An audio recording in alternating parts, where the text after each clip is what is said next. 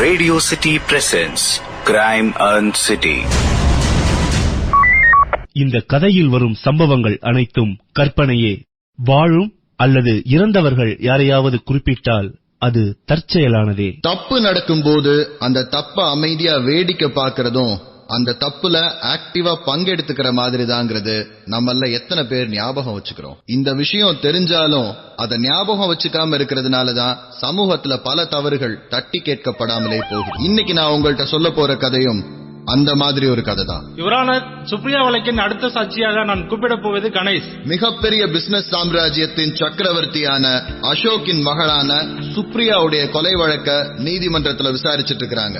வழக்கின் அடுத்த சாட்சியமா கூப்பிடப்பட்ட கணேஷ் பார்வையாளர் மேடையில இருந்து எந்திரிச்சு மெதுவா சாட்சி கூண்ட நோக்கி வர்றாரு.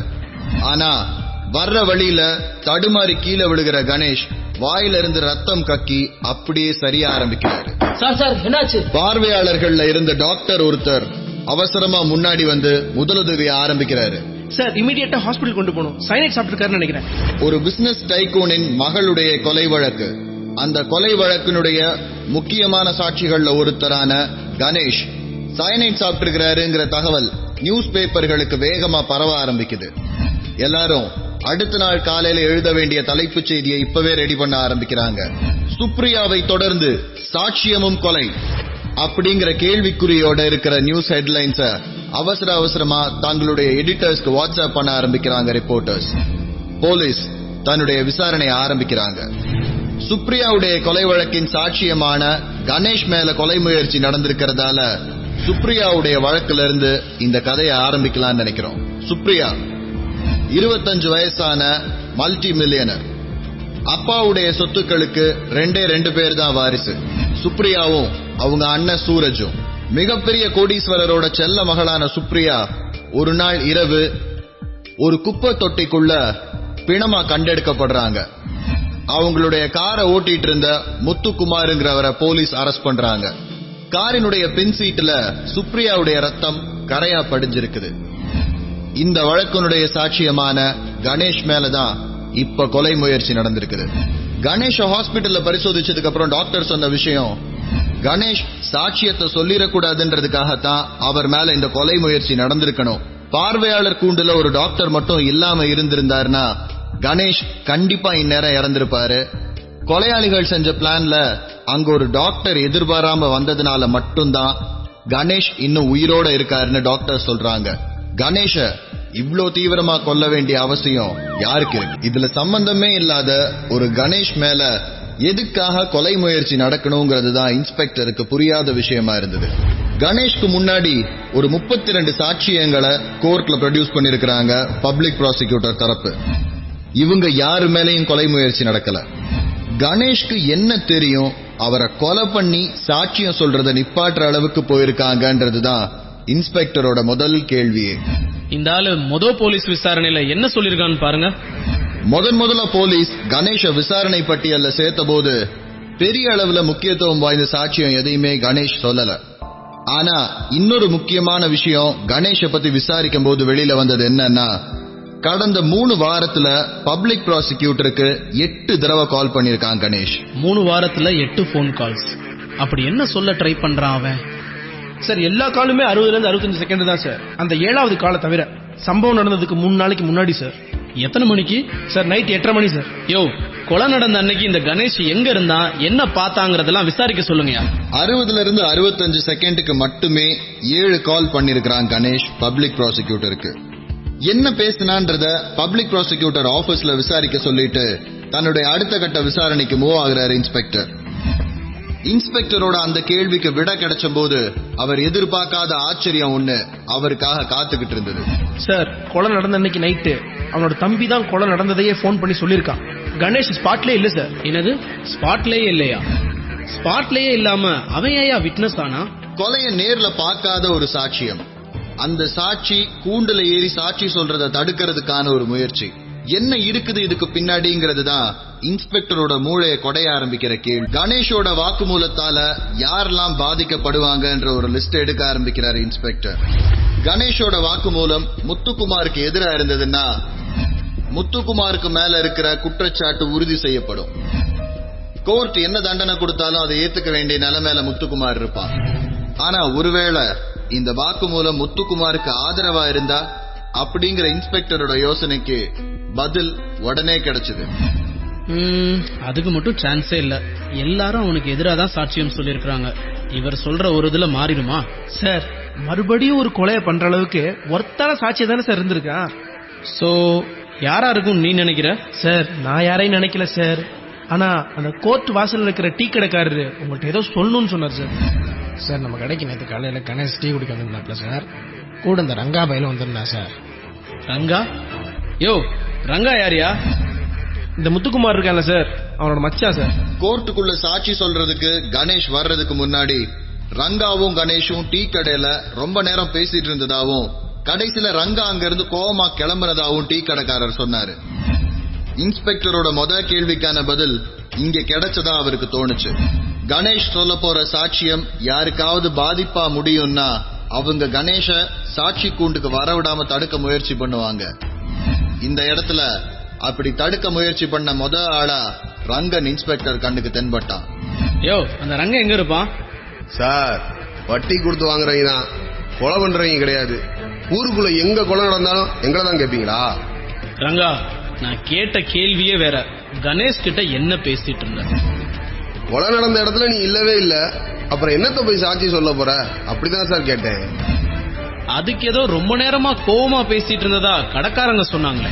செய்யாத கொலைக்கு அவனை பிடிச்சி உள்ள போட்டிருக்காங்க. அவனுக்கு எதிராக 38 சாட்சி இருக்கு. இப்படி பொய் சாட்சியா சொல்றீங்கடா, உங்களுக்கு எல்லாம் மனசாட்சி உறுத்தாது? அப்படின்னு தான் சார் கேட்டேன்.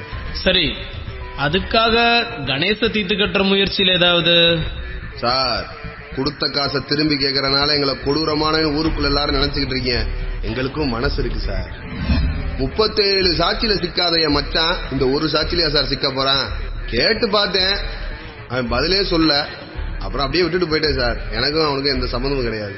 இப்ப என்ன சார், என் மச்சான் மாதிரியே இந்த கொலையை நான் தான் பண்ணேன்னு சொல்லி என்னையும் பிடிச்சி உள்ள போட போறீங்களா? யோ, இதுக்கு முன்னாடி ஏதாவது சாட்சியை கலைச்சிருக்கான்னு ரங்கா மேல எதுவும் கேஸ் இருக்கான்னு பாருங்க. இன்ஸ்பெக்டர் நினைச்ச மாதிரியே இதுக்கு முன்னாடி 4 பேர் போலீஸ்ல கம்ப்ளைண்ட் பண்ணிருக்காங்க. ரங்கா சாட்சி சொல்ல விடாம தங்களை மிரட்டுறதா. அப்போ அவன் புதுசா எதுவும் ட்ரை பண்ணல, எப்பயும் பண்ற விஷயத்தை தான் கணேஷ் கிட்ட ட்ரை பண்ணிருக்கான். அப்படிதான் சார் தோணுது. லேப்ல இருந்து ரிப்போர்ட்ஸ் வந்திருக்கு. லேப்ல இருந்து வந்த ரிப்போர்ட்ஸ் இன்ஸ்பெக்டரோட சந்தேகத்தை உறுதி பண்ணுச்சு. ரங்காக்கும் இதுக்கும் எந்த சம்பந்தமும் இல்லங்கறத லேப் ரிப்போர்ட் ரொம்ப தெளிவா சொல்லுச்சு. முத்துக்குமார் இந்த கொலையை பண்ணாரா இல்லையாங்கிறது இன்ஸ்பெக்டரோட 2வது கேள்விதான். முதல் கேள்வி, இந்த கொலையை பண்ணது யாரா இருந்தாலும் 2வது ஒரு கொலை பண்ண துணிஞ்சவங்களா இருக்காங்க, அவங்க யாருன்றத கண்டுபிடிக்கிறது. முத்துக்குமார் சுப்ரியாவை கொலை பண்றதுக்குன்னு எல்லா நியூஸ் பேப்பரும் கொடுத்திருந்த காரணம் என்னன்னா, சுப்ரியாவை ஒரு தலையா காதலிச்சிட்டு இருந்திருக்கிறான் முத்துக்குமார். வட்டிக்கு காசு கொடுத்து வாங்குற முத்துக்குமார் அப்பப்போ அடியாட்களை ஏவி விட்டு தான் கொடுத்த பணத்தை வசூலிக்கிறதுங்கிறது ஒரு வழக்கம். நிறைய பணமுள்ள அழகான ஒரு பொண்ணை பார்த்ததுக்கு அப்புறம் இந்த பொண்ணை காதலிச்சு கல்யாணம் பண்ணிக்கிட்டா வாழ்க்கையில செட்டில் ஆயிருவோன்னு முத்துக்குமார் நம்புனான்னு எல்லா நியூஸ் பேப்பர்ஸும் எழுத ஆரம்பிச்சாங்க. போலீஸ் தரப்பு கதையும் அதே மாதிரி தான் இருந்தது. ஆனா இப்போ கணேஷ் மேல நடந்திருக்கிற கொலை முயற்சி 2 விஷயத்தை ப்ரூவ் பண்ணுது. சுப்ரியாவை கொலை பண்ணது யாரா இருந்தாலும் அவங்க அந்த உண்மை வெளியில வராம தடுக்க இன்னொரு கொலை பண்ண ரெடியா இருக்காங்கன்றது. 2வது விஷயம், சுப்ரியாவை கொலை பண்ணது முத்துக்குமாரா இருந்தா முத்துக்குமார உள்ளேயே வச்சு தீர்த்து கட்டணும்னு முடிவு பண்ணி வெளியில ஒரு கும்பல் இயங்கிக்கிட்டு இருக்குன்றதும் இன்ஸ்பெக்டருக்கு தெளிவா புரிஞ்சுது. இல்ல சார், என்ன பிடிச்சது போலீஸான்னு சந்தேகமா இருக்கு. எதை வச்சு சொல்றீங்க? நம்பர் பிளேட்டை பார்த்ததுக்கு அப்புறம் தான் காரை நிப்பாட்டவே செஞ்சாங்க. காரை நிப்பாட்டி வண்டி சாவியை எடுத்து என்னை 1 மணி நேரமா காருக்குள்ளேயே உட்கார வச்சிருந்தாங்க. அதுக்கப்புறம் தான் இன்ஸ்பெக்டர் காசிராஜன் வந்தார். அவர் வந்த 10வது நிமிஷத்துல பிரஸ் ஆளுங்களும் வந்தாங்க. அதுக்கப்புறம் தான் நான் ஒரு கொலை கேஸ்ல அரெஸ்ட் ஆயிருக்கேன்னு எனக்கே தெரிஞ்சது. அது வரைக்கும் நான் ஏதோ கார் திருட்டு கேஸ்ன்னு நினைச்சேன். இந்த கேஸ்ல ஆரம்பத்துல இருந்தே எனக்கு புரியாத 2 விஷயம். காசிராஜன் உங்களை அரெஸ்ட் பண்ணவே இல்ல, உங்களை அரெஸ்ட் பண்ணது யாருங்கிறதுல இப்ப வரைக்கும் கிளாரிட்டி இல்ல. 2வது விஷயம், அரெஸ்ட் பண்ண ஸ்பாட்ல பிரஸ் பீப்புள் இருக்கிறது. ஏன்னா நீங்க ஒரு விவிஐபியோ மந்திரியோ கிடையாது, சுப்ரியாவும் பெரிய ஸ்டார்லாம் இல்ல. அப்படி இருக்க காலையில 3:30 மணிக்கு அவ்வளோ அவசரமா பிரஸ் பீப்புள் அங்க வர வைக்கிறதுக்கான காரணம் என்னன்னு எனக்கு தெரியல. இன்ஸ்பெக்டருக்கு யாரோ முத்துக்குமார் மேல இந்த கொலைப்பழிய சாத்துறதா தோணுச்சு. அவசரமா பிரஸ் வர வச்சு இது கொலைதான் ப்ரூவ் பண்ணது. யாரோ ஒரு 2 பேர் முத்துக்குமாரை அரெஸ்ட் பண்ணி அதுக்கப்புறம் காசிராஜன் கிட்ட ஹேண்ட் ஓவர் பண்ணது. இப்போ முத்துக்குமார் சொல்றது படி பார்த்தா நம்பர் பிளேட்டை பார்த்ததுக்கு அப்புறம் தான் காரையே நிறுத்தி இருக்கிறாங்க. சுப்ரியாவுடைய கார்ல ஒருத்தன் தப்பிச்சு போறான், அவன் தான் கொலைகாரன்ற இன்ஃபர்மேஷனை கொடுத்து அரெஸ்ட் பண்ண சொன்ன மாதிரி இருந்தது இன்ஸ்பெக்டருக்கு. இந்த கேஸ்ல இருட்டா ஓடிட்டு இருந்த சுரங்கத்துல தூரமா ஒரு வெளிச்சம் தெரியுது. ஆனா இதெல்லாம் பண்ண சொன்னது யாரு? இந்த கேள்விக்கான பதில் தான் இருட்டான சுரங்கத்துல இருந்து வெளியில வர்றதுக்கான வழின்னு தோணுச்சு இன்ஸ்பெக்டருக்கு. இத கண்டுபிடிக்க இன்னும் ஒரே ஒரு வழிதான் பாக்கி இருக்கு. பப்ளிக் ப்ராசிக்யூட்டர் கிட்ட ஏதோ ஒரு பேக்கேஜ் வரத பத்தி கணேஷ் பேசியிருந்தாரு. அந்த பேக்கேஜ் என்னங்கறத ட்ரேஸ் பண்றதன் மூலமா இந்த கேஸ்ல இன்னும் கொஞ்சம் வெளிச்சம் கிடைக்கும்னு நினைச்சாரு இன்ஸ்பெக்டர். எடையா இந்த பேக்கேஜ கண்டிப்பா சேஃபா தான் அவன் அனுப்பியிருப்பான். நம்ம பப்ளிக் ப்ராசிக்யூட்டருக்கு ஒரு வாரமா வந்த கொரியர், ரெஜிஸ்டர் போஸ்ட் எல்லாத்தையும் கொஞ்சம் செக் பண்ணுங்களேன். பேக்கேஜ கண்டுபிடிக்கணும்னு இன்ஸ்பெக்டர் களம் இறங்குற அதே நேரத்துல பப்ளிக் ப்ராசிக்யூட்டர் இன்ஸ்பெக்டருக்கு கால் பண்ண ஆரம்பிக்கிறார். பப்ளிக் ப்ராசிக்யூட்டருக்கு வந்திருக்கிற பேக்கேஜ் என்னங்கறத இன்ஸ்பெக்டர் தேட ஆரம்பிக்கிற அதே நேரத்துல பப்ளிக் ப்ராசிக்யூட்டர் இன்ஸ்பெக்டருக்கு கால் பண்றாரு. சார், நீங்க சொன்ன மாதிரி 2 நாள் முன்னாடி கவர் வந்திருக்கு. ஆனா நாங்க யாரும் அதை சைன் பண்ணி வாங்கல. அப்புறம் எப்படி வந்திருக்குன்னு உங்களுக்கு தெரியும்? ஆபீஸ்ல இன் அண்ட் அவுட் கொரியர் நோட்ல சைன் ஆயிருக்கு. ஆனா வாங்கினது உங்க ஆளுங்க யாருமே இல்லன்னு சொல்றீங்களே. சிக்னேச்சர் கபாலின்னு இருக்கு சார். கணேஷ் அனுப்ப போற பேக்கேஜ பத்தி முன்னாடியே தெரிஞ்ச யாரோ ஒருத்தர் அந்த பேக்கேஜ் பப்ளிக் ப்ராசிக்யூட்டர் கையில விழுகாம எடுத்திருக்காங்கன்றது இன்ஸ்பெக்டருக்கு புரிய ஆரம்பிச்சது. ஆனா கணேஷ் அனுப்ப போற பேக்கேஜ பத்தி சொந்த குடும்பத்துல இருக்கிற யாருக்குமே தெரியாத போது இந்த நபருக்கு மட்டும் எப்படி தெரிய வந்ததுன்றதுதான் இன்ஸ்பெக்டருக்கு புரியாத புதிரா இருந்தது. ரொம்ப எவிடென்டா கண்ணுக்கு முன்னாடி தெரிகிற ஏதோ ஒரு விஷயத்த எல்லாருமா எங்கேயோ மிஸ் பண்றோம்னு தோணுச்சு இன்ஸ்பெக்டருக்கு. இந்த கேஸ்ல முதல்ல இருந்து இப்ப வரைக்கும் வந்த விஷயங்களை யோசிக்க ஆரம்பிச்சாரு. கணேஷ் கொலை நடந்த இடத்துல இல்லாதவர், கொலையை பார்க்காத ஒருத்தர் விட்னஸா இந்த கேஸ்ல வாலண்டியரா சைன் இன் ஆகுறாரு. அந்த கணேஷ் மேல ஒரு கொலை முயற்சி நடக்குது. கணேஷ்க்கு சுப்ரியாவை யார கொலை பண்ணான்னு தெரிஞ்சிருக்கணும், அல்லது சுப்ரியாவை கண்டிப்பா முத்துக்குமார் கொலை பண்ணலன்றது தெளிவா தெரிஞ்சிருக்கணும். அத வெளியில வராம தடுக்கிறதுக்கான முயற்சிகள் தான் இப்ப கணேஷ் மேல நடந்துட்டு இருக்கிறது. கணேஷ் இத வேற யார்கிட்டையும் சொல்லாம பப்ளிக் ப்ராசிக்யூட்டர்கிட்ட மட்டும் சொல்ல ட்ரை பண்ணிட்டு இருந்திருக்கிறான். ஏன்னா வெளியில சொன்னா உயிருக்கு ஆபத்துன்னு ஒருவேளை கணேஷ்க்கு தெரிஞ்சிருக்கும் போல. அப்படி ஒரு ஆங்கிள் யோசிச்சுட்டே வரும்போதுதான் இன்ஸ்பெக்டருக்கு பப்ளிக் ப்ராசிக்யூட்டர்ட்ட பேக்கேஜ குடுக்கறதுக்கு முன்னாடி ஒரு 4 நிமிஷம் கணேஷ் பேசினது ஞாபகத்துக்கு வருது. வெள்ளிக்கிழமை நைட்டு 9:45 போல உங்களுக்கு ஒரு கால் வந்துச்சு. கணேஷ் கிட்ட 4 நிமிஷம் பேசியிருக்கிறீங்க. என்ன பேசுனீங்கன்னு ஞாபகம் இருக்கா? கணேஷ் என்கிட்ட டைரக்டா பேசவே இல்லை இன்ஸ்பெக்டர். 9 மணிக்கு உங்க அசிஸ்டன்ட் கிளம்பிடுவாரு. அதுக்கப்புறம் வர்ற கால்ஸ் எல்லாம் பொதுவா நீங்க தான் அட்டென்ட் பண்ணி ஆகணும். 4 நிமிஷம் பேசியிருக்கிறீங்க. எடுத்தது நீங்க இல்லைன்னா கணேஷ் யார்கிட்ட 4 நிமிஷம் பேச போறாப்ல? எந்த வெள்ளிக்கிழமை சொல்லுங்க. தேதியோட சொல்றதுன்னா 27/6. அது சுப்ரியாவோட கேஸ் விசாரணைக்கு 4 நாள் முன்னாடில. ஆமா, வெள்ளி, சனி, ஞாயிறு, திங்கள் அந்த 4 நாளுமே சுப்ரியாவோட அப்பா, அம்மா, அப்புறம் சூரஜ் இந்த 3 பேருமே என் கூட தான் 8 மணில இருந்து 11 மணி வரைக்கும் இருந்தாங்க. நீங்க அவங்ககிட்ட வேணா கேட்டு பாருங்களேன். எக்ஸ்கியூஸ் மீ சார், சூரஜோட ஹைட் என்னன்னு சொல்ல முடியுமா? வாட்? சூரஜோட height 6.1 or 2. Is a basketball player. Thank you so much. இந்த கேஸுக்கு ரொம்ப நெருக்கமான ஒருத்தர் இந்த கேஸுக்கே ஆபத்தா இருக்காருன்றது இன்ஸ்பெக்டருக்கு தெளிவா புரிஞ்சது. கணேஷ் கிட்ட இந்த கேஸினுடைய போக்கையே மாத்தக்கூடிய ஆதாரம் இருக்குன்னு தெரிஞ்சது 2 பேர்.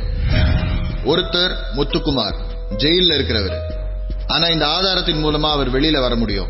அதனால அவர் கணேஷுடைய உயிருக்கு எந்த ஆபத்தையும் வர வைக்க மாட்டாரு. இன்னொருத்தர் பப்ளிக் ப்ராசிக்யூட்டர், அல்லது பப்ளிக் ப்ராசிக்யூட்டர் ஆபீஸ்ல அந்த வெள்ளிக்கிழமை போன் எடுத்து 4 நிமிஷம் கணேஷ் கிட்ட பேசின அந்த ஆள்.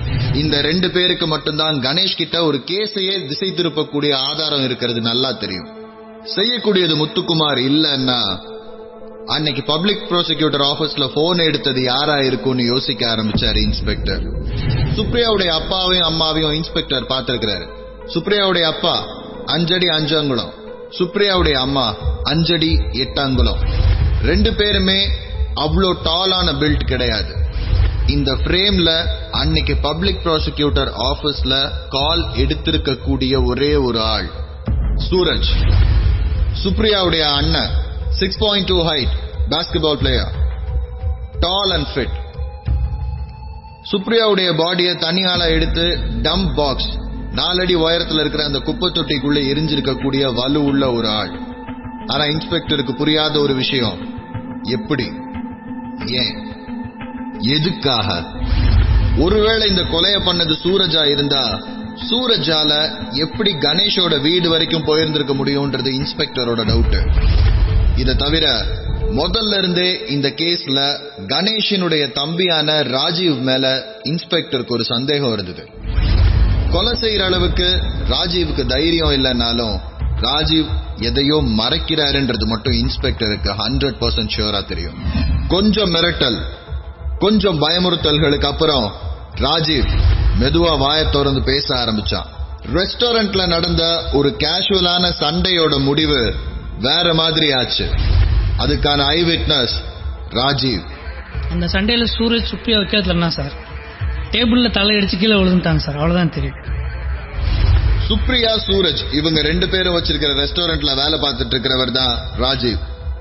சண்டேல சுப்ரியா கீழே விழுந்ததுக்கு அப்புறம் சுப்ரியாவை அவ கார் பின் சீட்ல ஏத்தி இருக்கிறான் சூரஜ்.